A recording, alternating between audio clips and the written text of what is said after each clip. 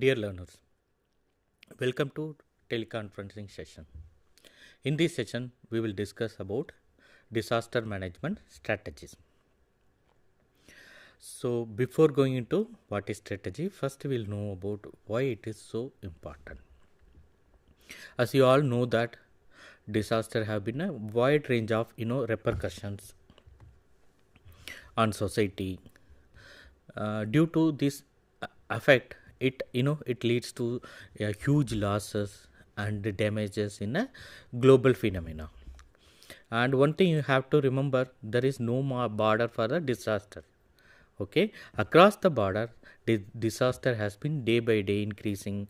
And if you taken that, like for example, extreme weather conditions, population growth, unplanned urbanization, and demographic changes. So these are the factors that are creating and pressure on the natural resources. So these are the major factors for the disaster losses.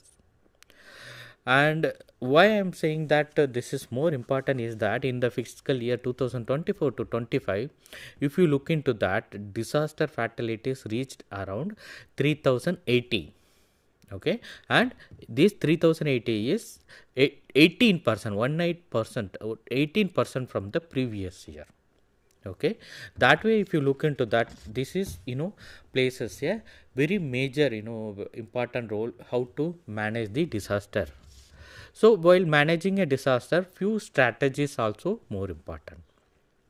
Here strategy is like it is a kind of a planned set of action. Okay, strategy matlab like for example, anything you want to be addressed, it should be need a proper strategy. So plan strategy is a planned set of action. It aims at achieving specific goals, and such as like for example in disaster, what is the major goals used to be there, how to save the life, how to minimize the damage, and the how to enabling the recovery. Like you have to say that saving lives and minimizing damage and enabling recovery. Here when you are talking about the disaster and disaster management, we can't avoid the disaster, but we can minimize the losses and we can minimize the damage, we can save the lives, and we can enable the recovery. So these are the major factors. So when you have a how to address this, if you have a kind of a set of plans, actions, rules and regulation, that would address the that would that enable the disaster management in an effective manner. Like for example, how they are managing, like we have to provide a pre-planned coordinated action. When you are talking about the strategy, we have to provide a pre-planned coordinated action, and it used to aims that when you are providing a strategy, it used to be reduce risk, save lives, and that ensure recovery, and it used to work across the disaster cycle. When you talk about the disaster management, there is a 3 cycles are there. One is the pre-disaster, during disaster, and post-disaster. And when it's the pre-disaster, in the sense you have to be preparedness, and when you the during disaster, the relief, and the post-disaster recovery stage.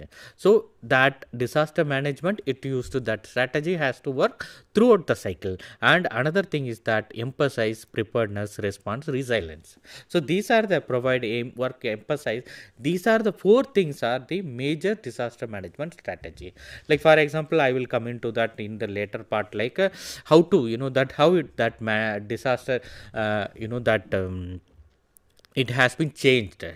As I already mentioned that last year, that in the fiscal year 2024 to 25, there was a fatalities around 3080.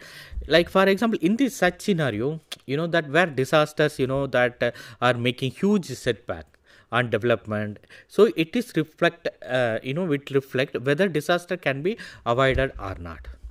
You always know that whenever that when flash floods or earthquake or anything, okay, that recently Turkey earthquake or otherwise Kerala floods, or whatever it is, like you have seen in that mine mine accident. So many things are there. When the disaster happens, that it set back the development. Okay, so in that situation, you have to think about whether we can avoid the disaster or not.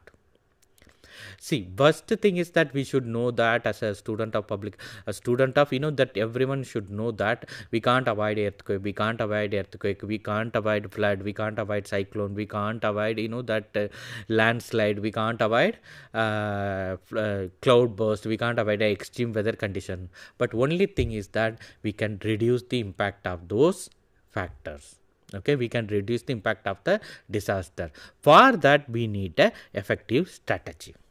So, based on that, what happened with the adoption of International Decade for Natural Disaster Risk Reduction Convention has been started in the 1990s.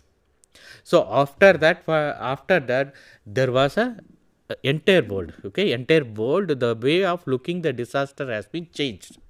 Before 1990s, what used to happen? After the disaster, they used to provide the relief packages. They used to give the food, food item, medicine, and they used to, that whatever the relief activities, they used to do that.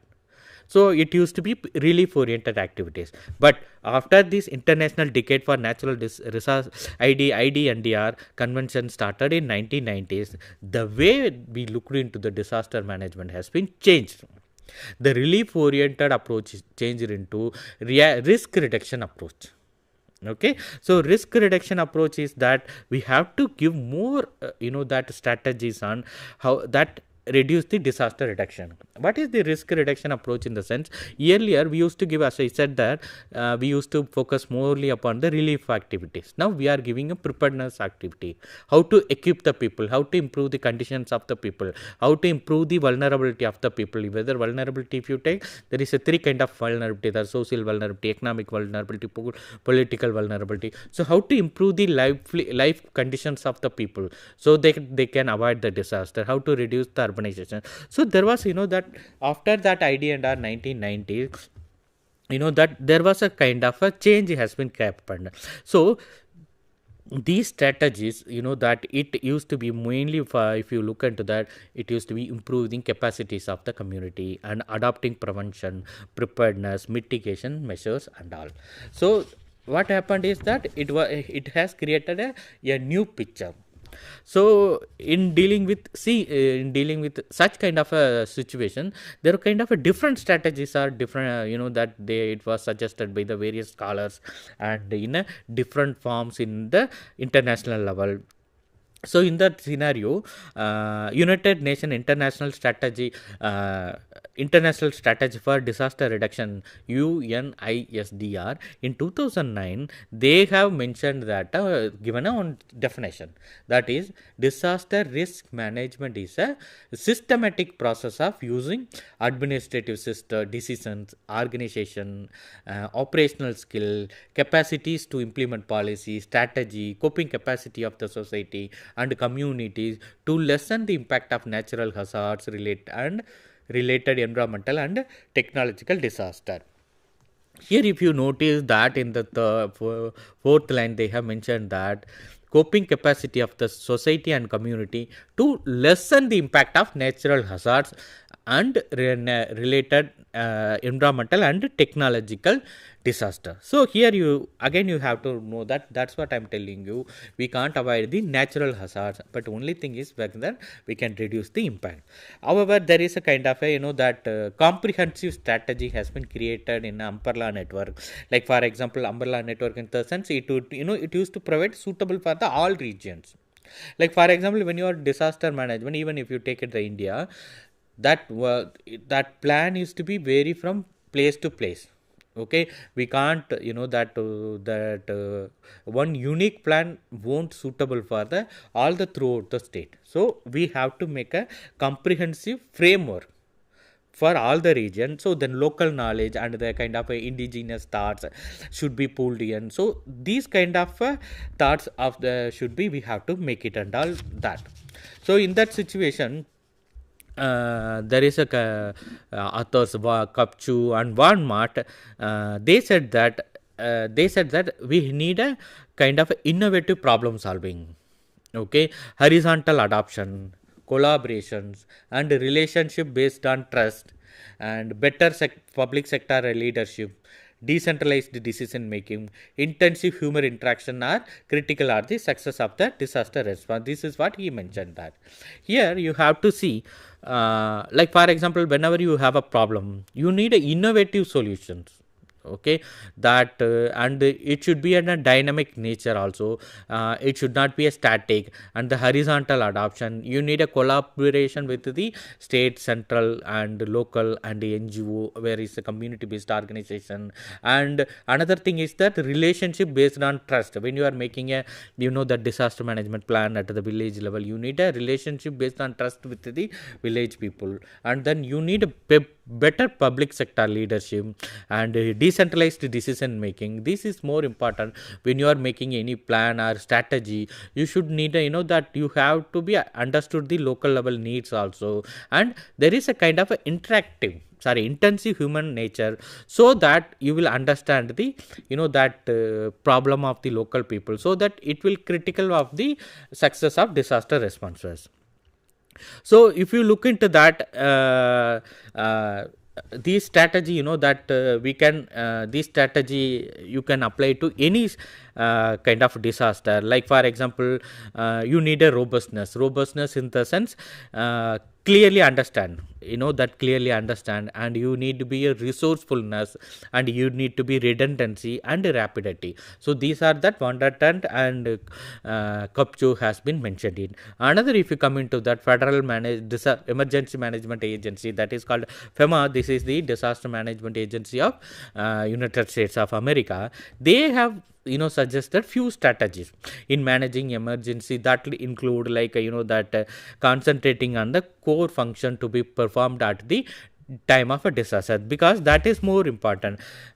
Because when you like as I mentioned that before 1990s, distributing relief is not on that it should also, you have to follow the earlier we used to distribute the relief as it is. No, after that there was some kind of standard guidelines has been come, so we have to distribute the relief without any social, that without any discrimination. We have to follow the human rights, and we have to follow the fundamental rights. We have to treat them very dignity, and these are the rules and regulations where come up all those things also. In that situation, FEMA also has given some kind of a thing. One is that they have mentioned it that when it's the disaster management, that direction and control. So when you are giving in during disaster, you need a clear chain of command under decision making. That is should be more important. And another thing is that communication, you have to communicate with the people properly, and also you should be that more well versed with the technology like radio, television and walkie talkie. There are many things are there. And another important strategy what he was said, that warning, because warning you can say that early warning system. Warning is the most important factor during disaster time. So warning is more important. And the emergency public information, ensuring accountability and transparency during disaster, that emergency public information is more important. And another thing is that evacuation are in place, sheltering.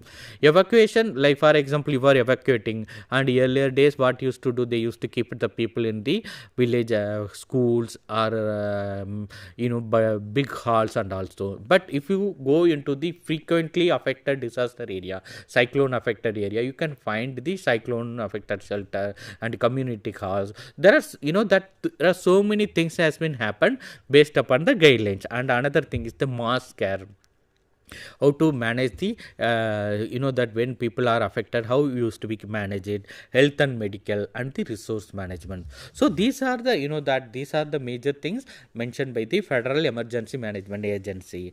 Apart from that, that FEMA, there are certain aspects also followed by the emergency manager. Here emergency manager in the sense that we can say that bureaucrats and all. So these are that you have to find out the hazard identification and that research, risk mitigation and hazard mitigation and planning and direction and communication. So these are the things also more important one. So these that if you look into these things, based on that, what happened that there was after this IDNDR, there was various that international frameworks also there, that is that international decade for natural disaster risk reduction. After that, what happened, that they have Yokohama strategy for disaster reduction, then Hugo framework for disaster reduction, and the Sendai framework for disaster risk reduction. So these are the international framework. It was suggested by the United Nations of agency. It was accepted by the various countries throughout the country. The major issue is the major that objective of these framework are that they used to they used to discuss about how to improve the, how to reduce the risk reduction, that how to identify the hazard, how to mitigate the hazard. So these kind of various things has been discussed in the framework. We will discuss about one by one. So as I already mentioned that IDNDR, it was that United Nations Assembly, General Assembly on December 11, 1987. The United Nations accepted a 22nd day of December 1989. They mentioned that to reduce through concentrated international action the loss of life disruption caused by the natural disaster. So this was the that you can say that it was the, this was the convention is the major one, because before that we used to relief oriented approach. After that we have changed it the risk reduction approach. So in this decade goal is that mostly, if you look into that, improve the capacity of the developing countries to mitigate the natural disaster. So these that these treaty that this resolution also sought the developing nation to design guidelines, strategies for applying scientific and technological knowledge. In that IDNR, they have mentioned the few that few suggestions. They mentioned that planning and implementation of disaster management measures at the national level, integration of disaster prevention policies with the development program, laying emphasis on community preparedness by education and training on the significance of preparedness, prevention, relief and recovery. Like for example, if you look into the first one, planning and implementation of disaster management at the national level, to that for that in India you can take that Ministry of Home Affairs is the responsible ministry, and that under we have a National Disaster Management Authority. They used to make a plans, programs. They used to make a plans, programs, suggestions, and many things they used to do behalf of the various various things and various ministries. The same way we have state level, we have a state disaster management authority, and the district level we have a district disaster management authority. And another thing is that disaster is not an independent one. It is so we have to make a disaster prevention policies, all the development programs. Okay, like for example, if you take that MGNREA NREGA program, in that NREGA program it improve the capacity of the people. If they improve the capacity of the people, then if it improve the livelihood, lifestyle of the people, if it's improve the lifestyle, then automatically that their kind of infrastructure also will also improve. And during NREGA they used to clean the water passages. So there was many things also there. So likewise we have to that incorporate that disaster prevention policies with the development program also. And another thing is that we have to give more importance on community preparedness, because that is more important one, because whenever the disaster happens, the first person used to affect by the community people, that local level people they can't wait the help from the government. So the community improve the capacity of the community, that preparedness level, education and training, it give a great opportunity to cope up with the preparedness, prevention and recovery activities. And the last one is that emphasizing on the developing nations to pay substantial attention to the socio-economic infrastructure, and they have to provide human shelters, proper healthcare facility, and they have to mitigate the vulnerability at the time of disaster. So these are the things, are four important things has been mentioned in the IDNDR. So after that, what happened that they want to take a mid review of the resolution, that is international decade for IDNDR. In that, to review this program, this resolution, there was a conference, natural disaster reduction was held in 1994 in May month at Yokohama in Japan. In this conference, that first the resolution has happened, then they want to review that resolution. That when they are review that, they can understand that what is the do's and don'ts are. So in that conference, they have made a Yokohama strategy, and the plan of action for the safer world has been adopted. So IDNR is the that is it's a resolution in the Yokohama strategy. That name is that plan of action for a safer world. Okay, this was the adopted. Most generally, if you look into that, the strategy play a major role in developing countries, changing relief oriented approach to mitigating prevention and mitigation and prevention. Earlier we have said that only risk reduction. Then in a Yokohama strategy we come into the more particular, that is that reducing based on the mitigation and the prevention. Like in that, each country has played a major role. That other national countries also, they played a major role how to reduce the impact of the natural disaster, and that countries also accepted few principles to follow in their own countries also. Like for example, in that Yokohama strategy, they have given a few set of things. One is that risk assessment.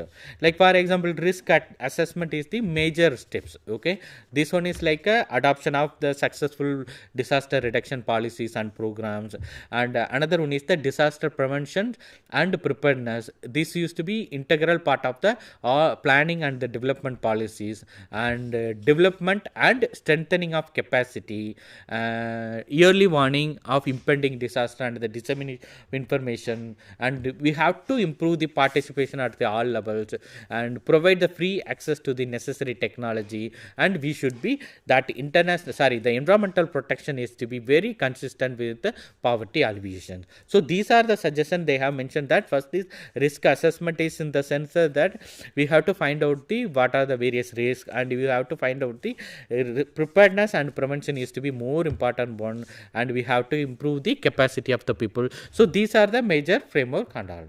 Now we are coming into the Hugo framework. So whatever the gaps that adopted identified in the Yokohama strategy has been addressed in that again after 2005. In that there was a conference called the World Conference on Disaster Reduction. It held in Kobe, Hugo, Japan. Okay, it is popularly we used to say that Hugo framework for action.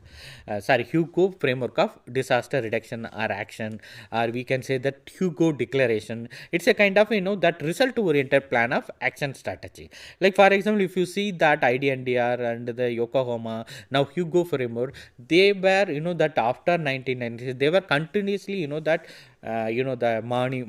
monitoring, and they were continuously they have a frequent interaction with the various countries. They were making, and they were that identified various components to address the disaster to address the risk reduction factors and all.